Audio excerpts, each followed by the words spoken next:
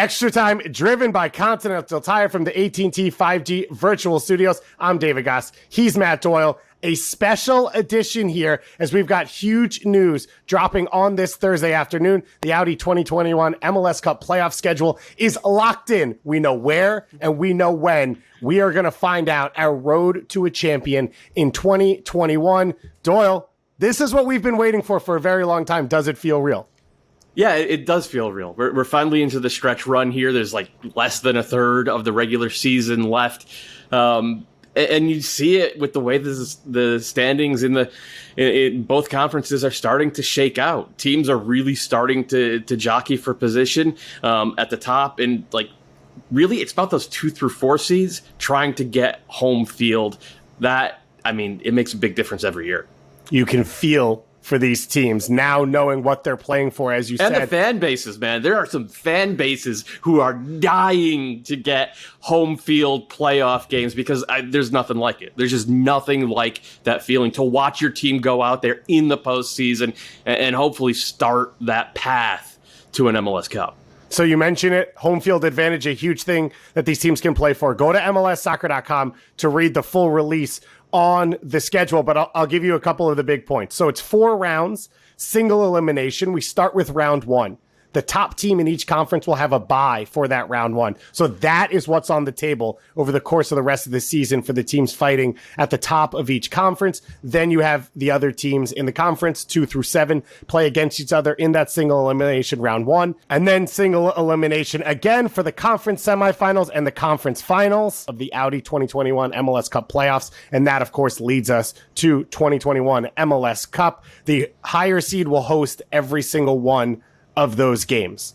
So that's what these teams are fighting for. That's what these teams are working for as we go across the rest of this season. Fox, FS1, Fox Deportes, ABC, ESPN, and then Univision and 2DN. They will have you covered across all your bases throughout this setup. But Doyle, when I look at this playoff schedule, the first thing that pops out to me is something we've learned a couple years ago when MLS restructured when they made the playoffs, which is no breaks, means momentum is huge and buys are huge. And so the number 1 seeds and then whatever team can find a hot streak, they can ride that to MLS Cup. They can. And it feels a little bit like March Madness or like the NFL play, or honestly like the knockout rounds of a World Cup or a Gold Cup because of the way they've structured it. The one and done format, it is just inherently more dramatic, I think. And it has the bonus of really rewarding the teams that had great regular seasons. Yeah. If you had a great regular season, you are going to be playing all of those games in front of your fans.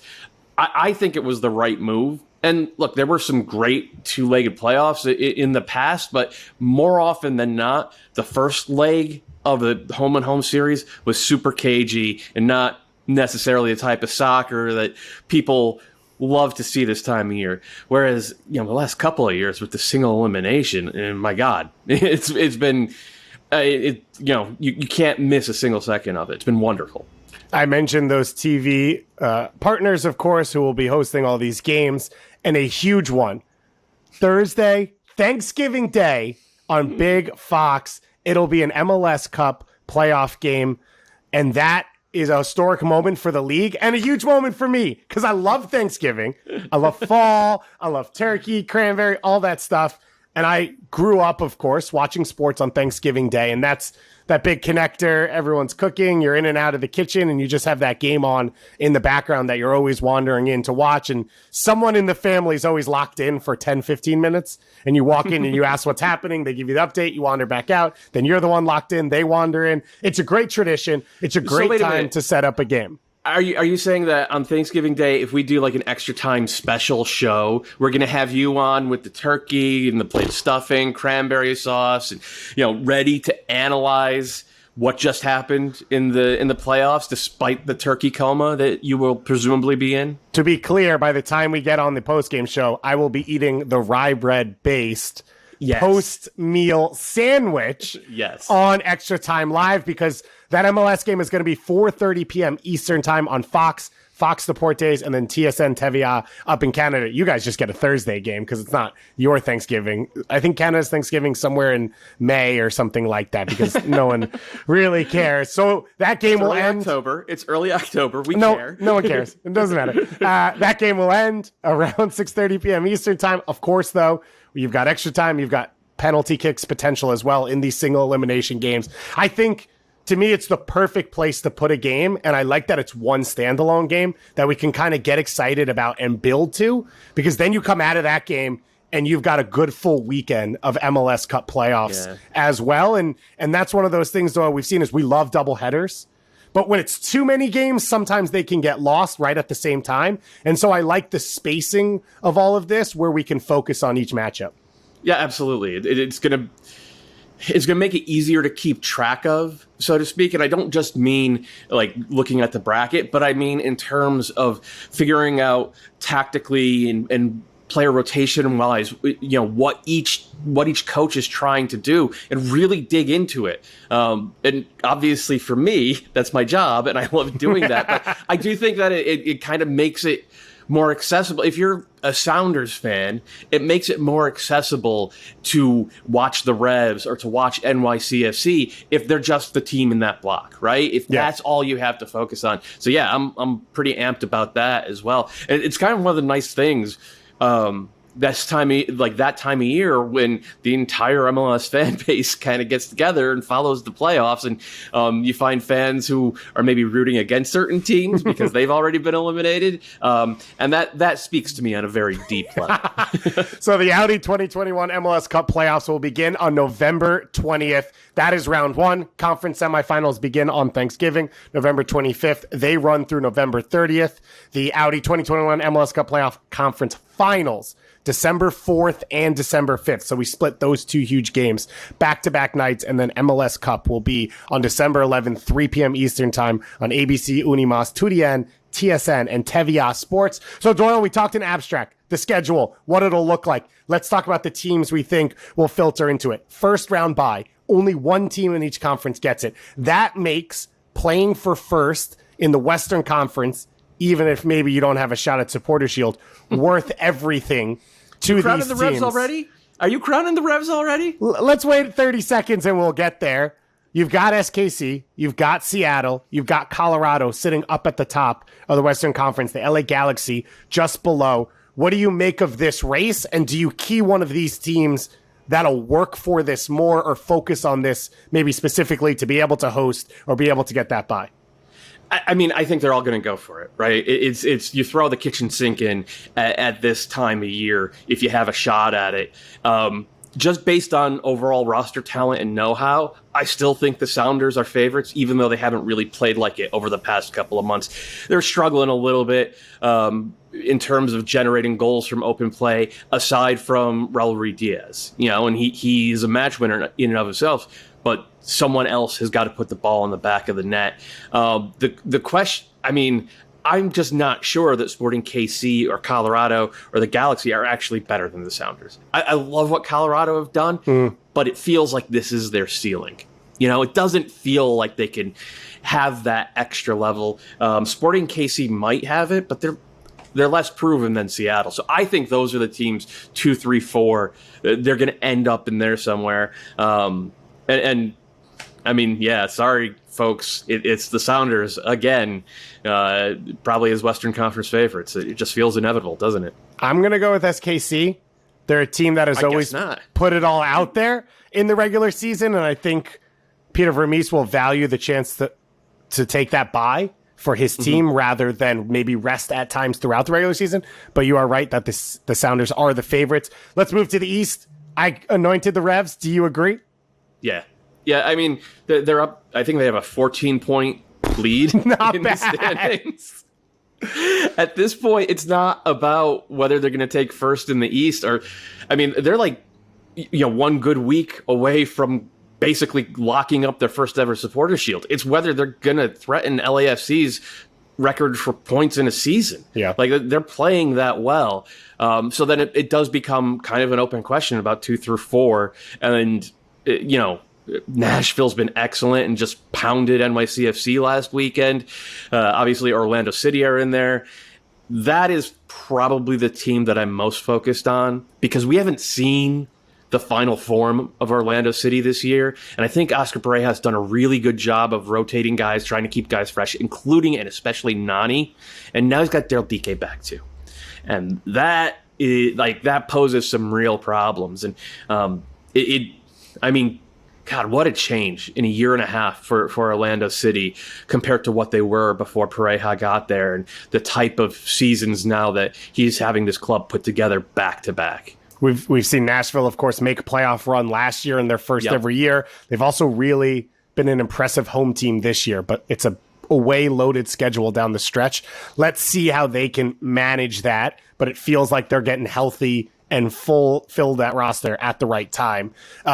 Let's talk about what everyone's going to talk about down the stretch, which is who gets in, who makes the playoffs. So you mentioned 2 through 4 in the East. 5 down right now. You've got Philadelphia on 32 points, Montreal on 31, DC on 30, and then a nice little gap of 3 points to Columbus and Atlanta tied in 8th and 9th, the first 2 teams out, and then Inter Miami just behind that. What do you make of this race coming down the stretch? Yeah, I mean, the teams in 6th and 7th, Montreal and DC, are actually playing really well. And I'm not going to pick against them just because of that. Philly are struggling. It's actually last year's Supporters' Shield winners that are struggling the most of the teams above the playoff line, and they have the added pressure of having that second leg of the CCL coming up in about a week here. So their schedule's a little bit more cramped, and they're not in great form. That said, I'm not sure anyone below the line in the Eastern Conference is playing well enough to push up above it. I know that, Atlanta are certainly playing better than they were at the start of the season. Same for Inter Miami, but it's not like they're buzzsaws going out there. So I am picking chalk in the Eastern Conference. I think the 7 teams that are above the line are going to stay there. Gonzalo Pineda, late season push to an MLS Cup run. It's what he's used to in Seattle. We'll see if he can do it in Atlanta. Let's move to the West. We talked about that top half. It's a pretty clean split in this conference. 4 at the LA Galaxy and up at 36 points, and then down in the playoff race, you've got Minnesota on 31 in 5th. Portland and RSL tied 6th and 7th on 30 points, and then Vancouver 1 point behind in 8th place, the first team out, and LAFC, San Jose, and Dallas just behind them. Can you get a read on what's going to happen here at the end in the Western Conference? I mean, no. The one thing that I'll say is that I think Minnesota are safe. Okay. I know that there's some questions about them, but they have been scraping together results without some of their best players, in Robin Lod and Frangipan and Babello Reynoso has been playing on and off with a knock. So I think they're fine. Portland, I do feel like they have too much talent to miss the playoffs. That said, you watch them play and they're just so leaky defensively. Whereas RSL, it feels like they don't have enough talent to make the playoffs. But those are the teams in 6th and 7th. And, they're not there by accident. They fought hard to be there. That said, Vancouver's the hottest team in the league right now. And they're home, baby. They're back. They're home. And in Ryan Gauld, they have a guy who's, playing at an MVP level who has transformed this attack. I think, over the past couple of weeks with the coaching change, they've been a little bit more cohesive. You can't ignore 10 games unbeaten, and I think a 4 or 5 game winning streak as well. And then right below them, LAFC, just based on the eye test, LAFC should not be where they are. Yeah. But they lead the league in basically unforced errors. They've given games away repeatedly, and then nobody's brought their finishing boots this year. And so you think it's over, and then they go and smack Sporting KC 4-0. I mean, is that just an aberration, or is that the team that they were all along? I don't know. I think if I was forced to put money on it, I would choose LAFC to find a way to climb above the playoff line. But I am not a betting man. I'm not a brave man. But you are a Canadian at heart. So that does make sense for the way you operate. Go Caps. The pressure is on. We've seen coaches leave, coaches be let go from these teams fighting for the playoffs. Now everyone knows what the road looks like in the Audi 2021 MLS Cup Playoffs. all the way to MLS Cup. It's going to be a phenomenal race. We've got you covered on Extra Time every Monday and Thursday throughout the rest of the season to watch this play out and watch what goes on. For myself, David Gass, and my partner, Matt Doyle, thanks for watching. Have a good one.